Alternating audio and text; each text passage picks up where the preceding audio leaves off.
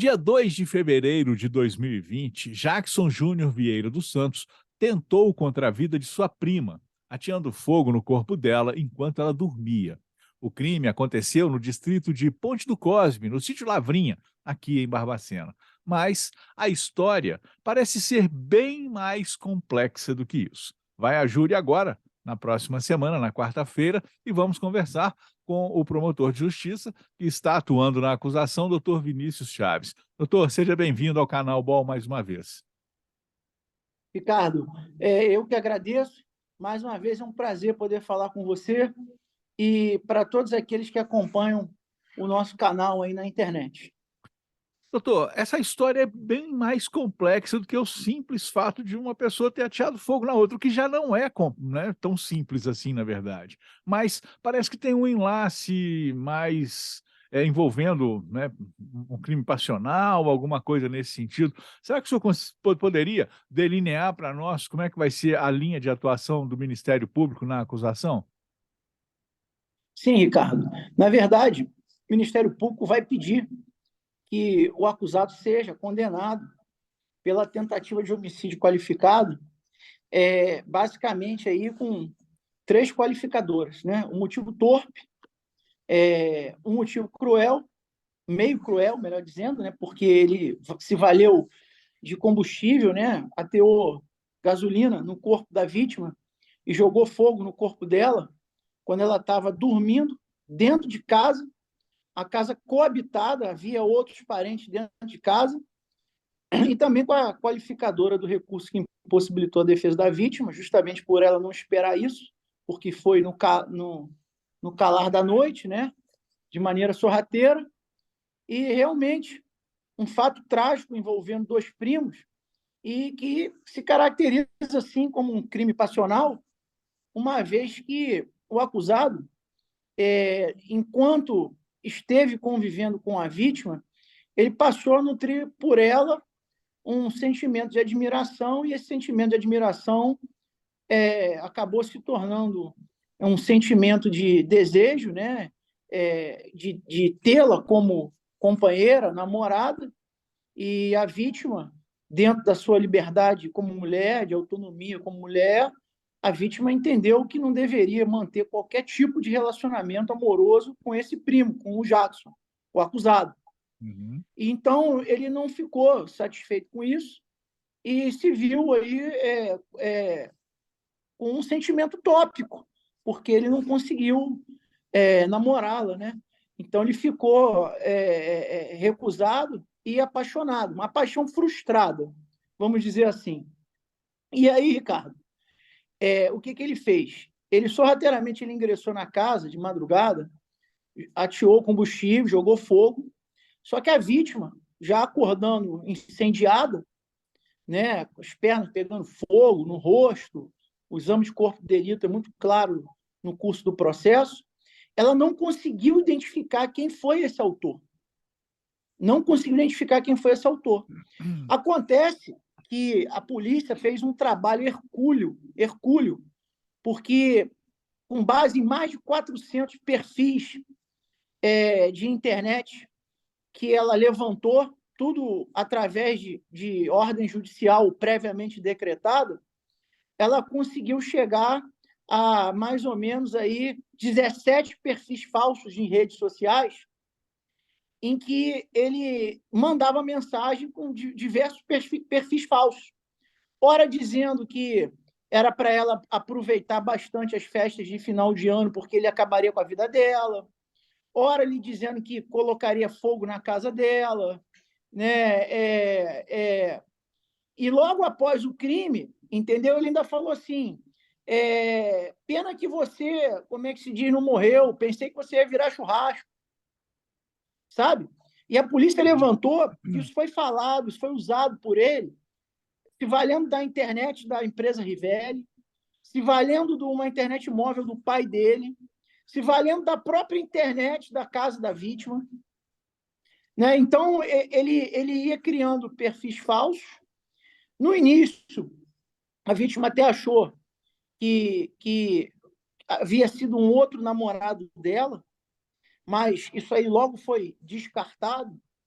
e a polícia recebeu ajuda, né, dos parentes, recebeu ajuda de um tio, do pai, da mãe da vítima, e esse tio chegou a ver, numa determinada festa de família, a vítima reclamar, dizendo que o telefone dela havia sumido, e alguns minutos depois o telefone havia reaparecido.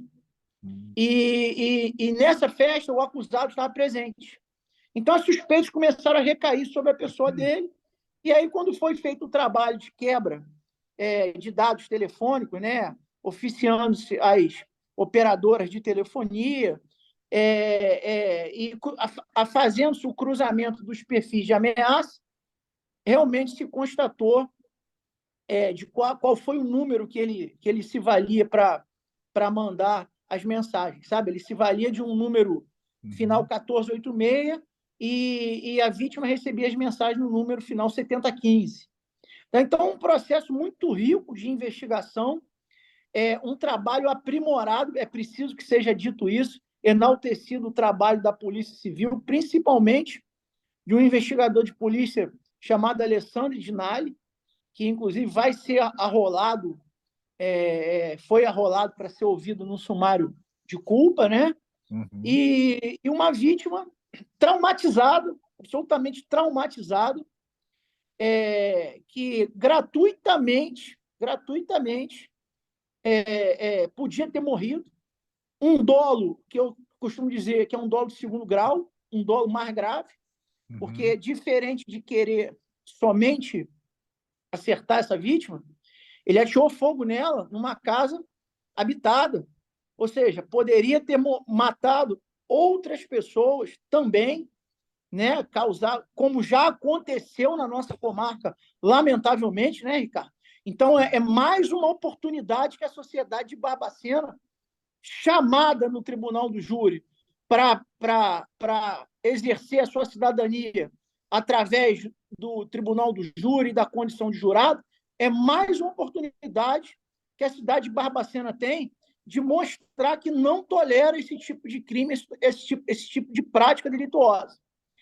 E, além de tudo, né, um fato agravado pela condição da vítima ser do sexo feminino e o acusado se valer de relações familiares. É importante que a população entenda que, antes desse fato acontecer, Ricardo, a vítima foi morar, ou melhor, o acusado foi morar com a família da vítima em Barbacena, porque ele é natural de Dores de Campos, sabe? E veio para Barbacena para conseguir um emprego. Então, ele recebeu o abrigo dessa família, que permitiu que ele aqui se domiciliasse para poder objetivar e conseguir um emprego. E, assim, dito e feito, ele conseguiu o emprego, né? E, ao invés de devolver com gratidão essa acolhida que ele recebeu dessa família, ele pratica uma conduta dessas reprovável, repugnante, e que não merece, a bem da verdade, a bem dizer, qualquer tipo de perdão da sociedade. Muito pelo contrário, sabe? Ele agiu de uma maneira muito triste mesmo para uma família que o abrigou e que o recebeu com tanto carinho dentro de casa. Doutora, eu tenho certeza de que todo mundo que está ouvindo a entrevista agora, assistindo a gente, deve estar com uma pergunta para poder fazer para o senhor.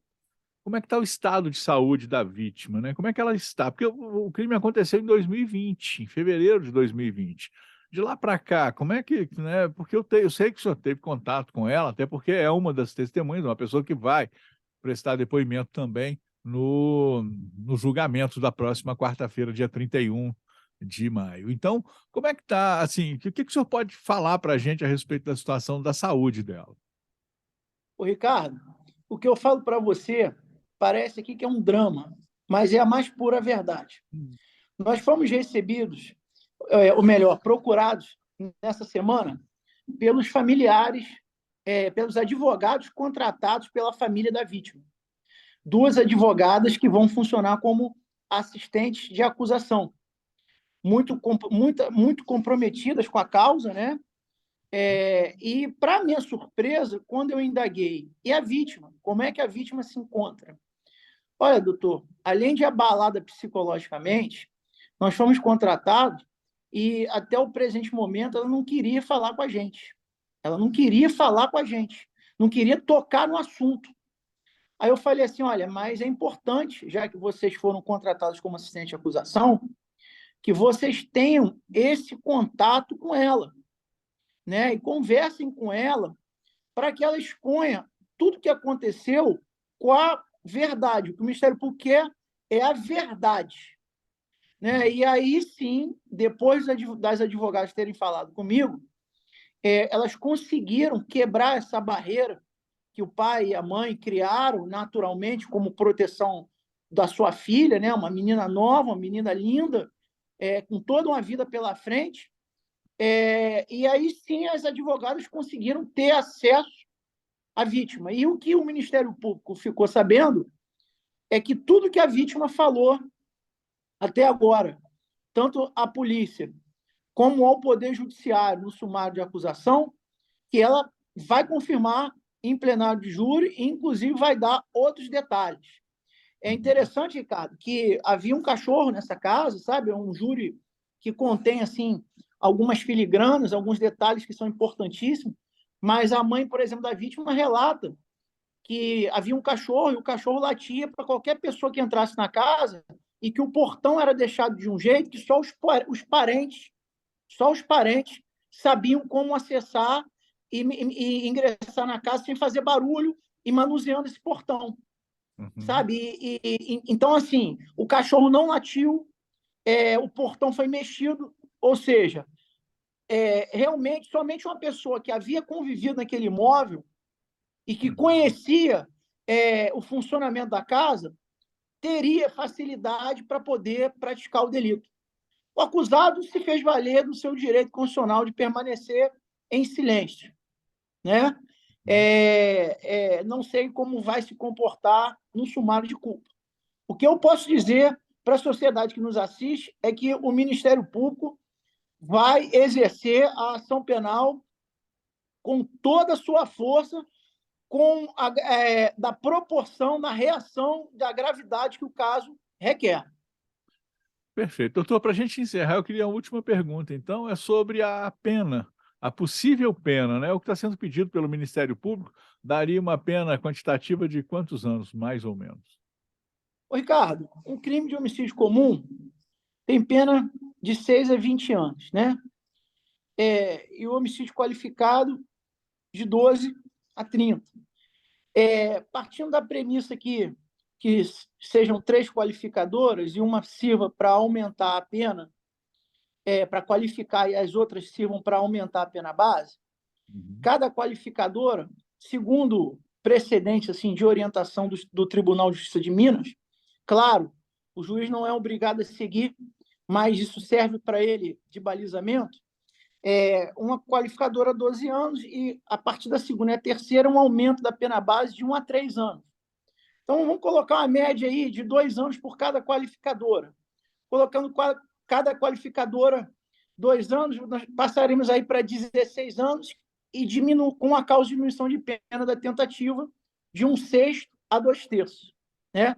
Então, a gente vai pegar 16 anos e vai dividir por 6, ou vai pegar 16 anos e vai dividir por 3. É o que nós vamos encontrar de pena.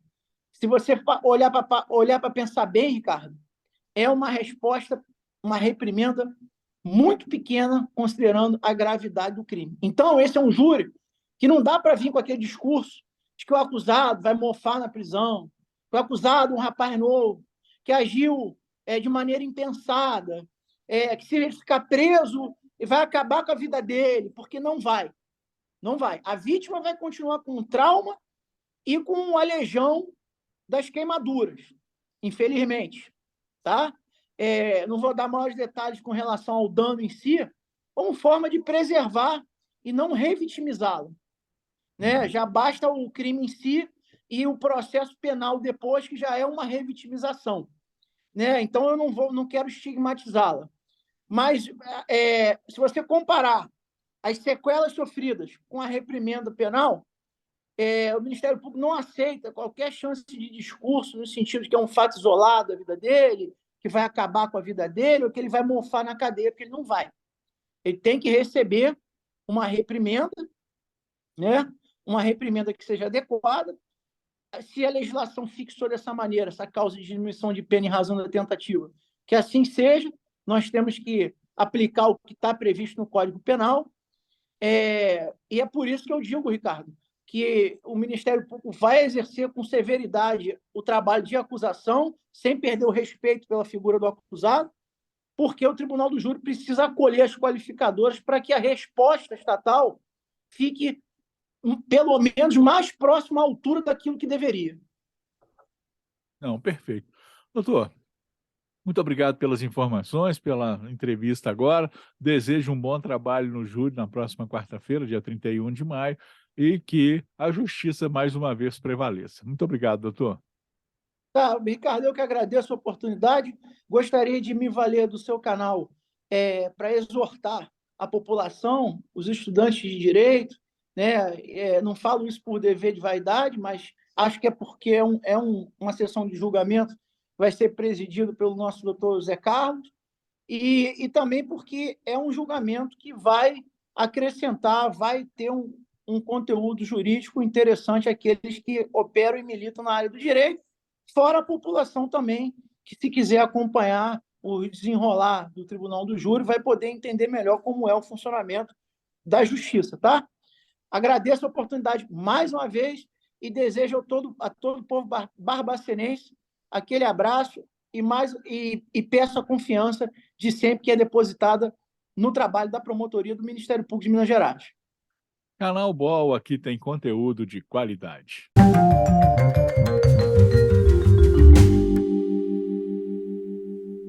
Olá, o Barbacena Online convida você para participar de nosso canal. É muito fácil, curta o vídeo, clique no botão de se inscrever aqui embaixo e no sininho para receber notificações sempre que tivermos um novo vídeo. Aqui tem conteúdo de qualidade.